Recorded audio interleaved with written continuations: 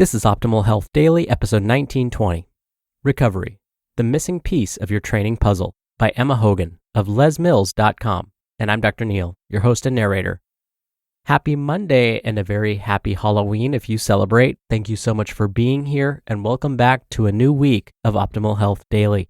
This is where I read to you from some of the best health and fitness blogs on the web, kind of like an ongoing audiobook, and always with a bit of my commentary at the end. And with that, I'm going to get right to today's post as we optimize your life. Recovery, the missing piece of your training puzzle, by Emma Hogan of lesmills.com.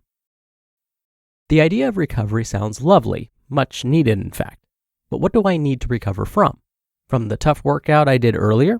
From all the stress and worry COVID has launched on us? From my endless juggle with homeschooling? Or from the few too many wines I had on the weekend? For many of us, it can be hard to know. The concept of recovery is still in its infancy, and confusion abounds. When thinking about recovery, particularly exercise and recovery, the first thing to understand is the difference between peripheral fatigue and central fatigue.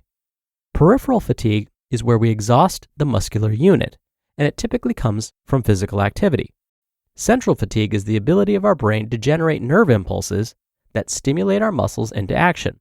Both peripheral and central fatigue lead to reduced capacity for maximal performance, and both can be effectively managed. But how to do so differs for each. How to deal with peripheral fatigue. Peripheral fatigue is where we become fatigued in the muscular unit during a workout and lose the ability to produce force. This generates microfailure in our muscles, and it's usually a good thing. The exercise-induced fatigue breaks down muscle tissue. Then the repair process kicks in, and this repairs our muscle tissue to a state where it's better than it was before. This is why strenuous exercise with the right recovery creates the positive physiological response that makes us better, fitter, and stronger. The problem is when microfailure becomes macrofailure. If we are overzealous with training and don't have sufficient rest, our muscles don't have the opportunity to rebuild and become stronger. This can lead to progressive decline, which halts training gains and increases injury risk. According to Bryce Hastings, Les Mills' head of research, quote, "It can be like balancing on a tightrope.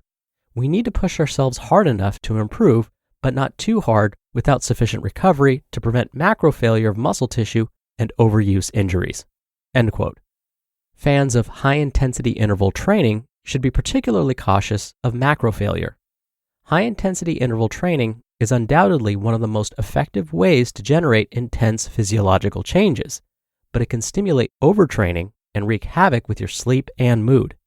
High-intensity interval training dramatically spikes cortisol, the hormone produced by your adrenal glands, and these short bursts of cortisol are what helps muscle tissue repair and adapt.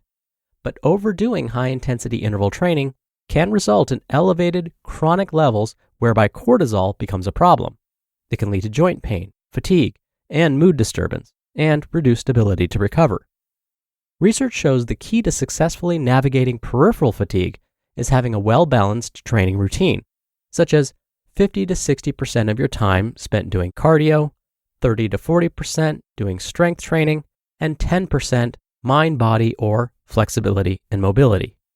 If you're doing high-intensity interval training, you can get the right dose by ensuring your heart rate is in your max training zone for just 4 to 9% of your total training volume. Consistency is also important. Changes in intensity or volume of greater than 10% can lead to increased injury risk. If you're just starting out, experts recommend making slow, gradual changes to your training routine. Hastings explains, quote, "Our cardiovascular system responds to exercise more quickly than our musculoskeletal system. This can be a problem when starting out as you get fitter, faster, so you can push your body harder, but your musculoskeletal system hasn't adapted at the same rate. This can lead to injury." End quote. The golden rule is to always have a full day of recovery each week.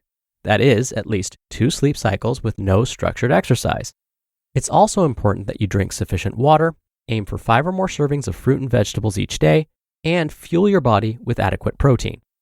There is some evidence that wearing compression clothing post-workout can speed up your peripheral fatigue recovery, and foam rolling can also be beneficial. In recent years, cold water immersion has also become a hot topic among elite athletes and hardcore exercisers. But research throws cold water on the idea of submerging yourself in a bath of ice. It seems that ice baths can decrease the generation of protein in muscles and are therefore not helpful for repairing and building muscle over time. The jury is still out on the effects of cryotherapy, which uses dry ice, infrared treatments, and the like. The fact is, most of us don't need any newfangled recovery fads, adds Hastings. Quote, if you've got the right training variety, the right intensity, and you're really consistent with how you progress your training, then that's the optimal setup. End quote. He cautions that you cannot just focus on peripheral fatigue isolation. Central fatigue also needs to be considered. How to deal with central fatigue. Central fatigue is when your central nervous system isn't firing properly. You feel tired, stressed, and so lackluster that you can't function optimally. We all deal with it in varying degrees at various times. One of the most popular ways to get a gauge on your central fatigue and your body's ability to recover from it is by measuring heart rate variability. Heart rate variability is the measure of time variability between heartbeats. While your heartbeats need to be regular, having a very slight variability is actually a good thing. This variability indicates that your parasympathetic and sympathetic nervous systems are in balance and that your body is responsive to your physiological demands, which puts you in the optimal recovery state.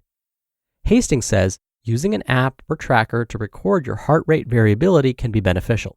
Quote, it helps create more awareness around how your activities affect your nervous system. It can benefit your mood, energy, confidence, and sleep, helping you identify when your body is craving more recovery. End quote. Yoga, meditation, and mindfulness are good ways to nurture the balance between your parasympathetic and sympathetic nervous systems. A recent study highlighted how 30 to 40 minutes of body balance can have a remarkable impact on your heart rate variability levels. In just 2 weeks, and after only 6 sessions in total, participants enjoyed positive effects such as reduced anxiety, improved positivity, better sleep, and better recovery. Cutting back on caffeine, reducing alcohol intake, and getting between 7 and 9 hours of sleep each night will also improve your central fatigue levels. And massage is a great option too. While many believe massaging your muscles will benefit peripheral fatigue, there's actually little evidence of this. It's your central nervous system that benefits most from massage. Essentially, anything that nurtures your mental well-being will ease central fatigue and improve your physical performance. Quote, you'll be much more resilient when it comes to training and your improvements will accelerate. That's according to Bryce Hastings. You just listened to the post titled Recovery, the Missing Piece of Your Training Puzzle by Emma Hogan of lesmills.com. Dr. Neil here for my commentary. Today's author Emma mentioned something that, if you caught it, may have you scratching your head a bit. Emma said that studies have found ice baths may not be helpful for repairing and building muscle over time.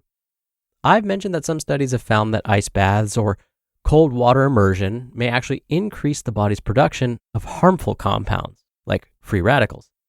But when it comes to ice baths and muscle growth, the reason why they may not be helpful is because muscle growth and repair actually require an inflammatory response. This means that the body's immune system needs to become a bit hyperactive after exercise in order to build and repair our muscles. That's because during intense exercise, our muscles experience small tears, but it's these tears that help them grow. The body's immune system senses these small tears, so it wakes up and sends some healing cells and other compounds to repair those tears. After the repairs have taken place, the muscle is now larger than it was before, and stronger. What does this have to do with ice baths, though? Well, cold temperatures help reduce inflammation, so it cools down the immune system. If that happens, then it may mean the body may not experience the same amount of muscle growth. That's not to say there's never a use for ice after recovery. If someone experienced an injury, rest and ice can absolutely be beneficial to help reduce the pain.